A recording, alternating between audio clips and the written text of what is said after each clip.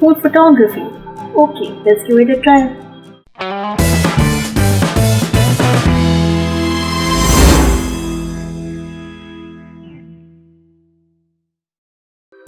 Please subscribe to my channel and turn on the bell icon to get notified whenever I am on YouTube. Thank you. Hey guys, I'm Sonika. Welcome to my channel, which is all about photography, travel, vlogging, cameras, and I put out new photography tutorials every Wednesday for you guys.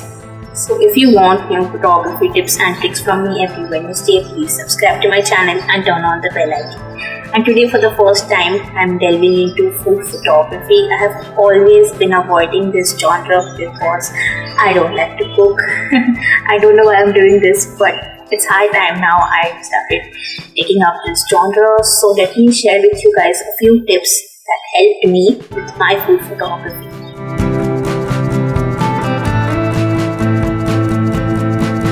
Luckily for me, my mom is a very good cook, so she can provide me with the tasty dishes. But the food should look good. The rotis and puris, it helps if they are nice and round. If not perfect, they should not look burnt or crumpled. They should look sleek. So you need to take care of that while preparation. If you are not a good cook like me, you can use fruits, vegetables, biscuits, Maggi, Whatever you may have in your kitchen. For today, I'm gonna make some lemonade.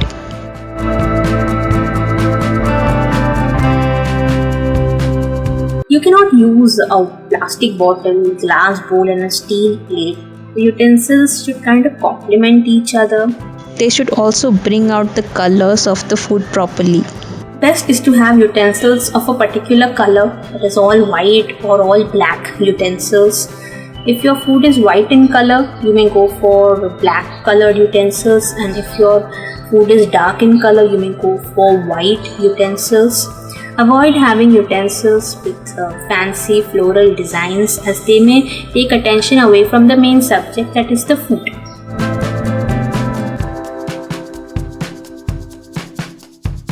Again, your background should complement with the food and the utensils that you use.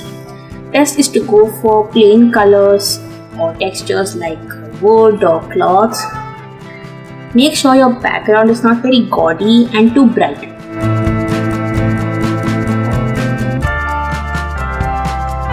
Now that we have our food, utensils, background, it's time to compose my shot.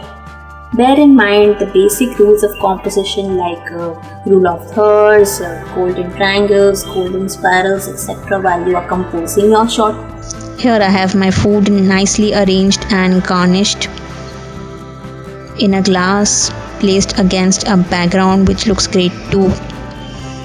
But to make it more appealing, I might add the ingredients used to make the dish in a structured manner, that is these lemons, and if there are any spillages, clean them up before you take the photo.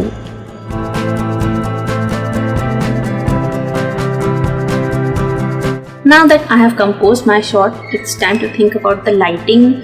You can use natural light that comes through your window, or you can think about artificial lights.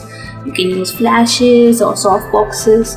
If you don't have these, you can use normal bulbs that you may have at home. Just make sure they give out white light and not any colored light like yellow light. Try to diffuse the light using some butter paper to get nice soft light on my food. You can also make reflectors at home using some white paper or aluminium foil.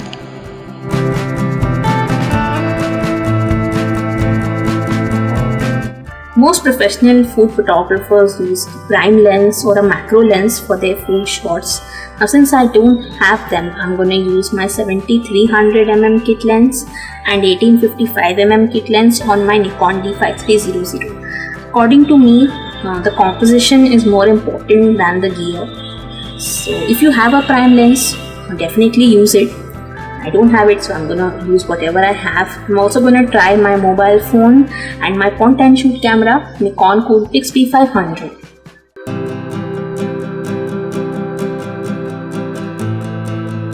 It's best to use a tripod for food shots.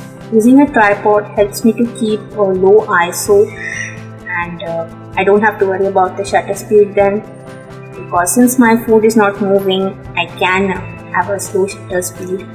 Aperture can depend on the scene that I have. If I have too many elements in my scene and I want to keep all of them in focus, I can go for f8 or f11. But if I want to blur the background and have depth in my shot, I can go for f4 or f5, it depends.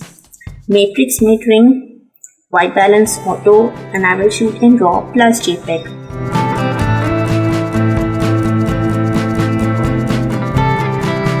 Now I've clicked an image from one angle with my composition and lighting set. But I'm not done. I'm gonna change my camera angle and see how my composition and elements change. I might move the elements and background as needed to balance my composition.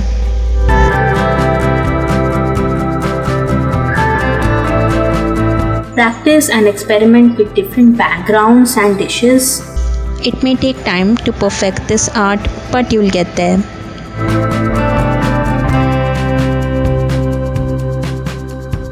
You can further enhance your images by editing them in any post-processing software. You can adjust the crop, give your photo a soft neutral feel, or stamp out any spillage you may have missed out. Here are some more food shots, guys, that I have clicked. Please don't judge me, I'm no expert.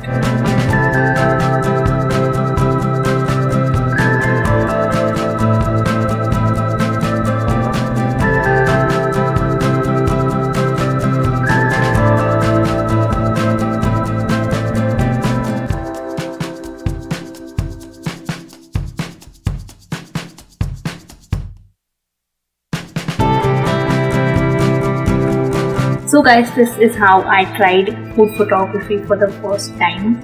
I hope you liked this video, guys. In case you did, give me a big thumbs up. Leave a comment down below if you want to see more food photography from me. Share this video with your friends and don't forget to hit the subscribe button. Also turn on the bell icon to be notified whenever I post new videos. Here's my previous photography tutorial. Please go check it out, guys. Thank you so much for watching. Stay tuned for more such videos every Wednesday on my channel. Bye.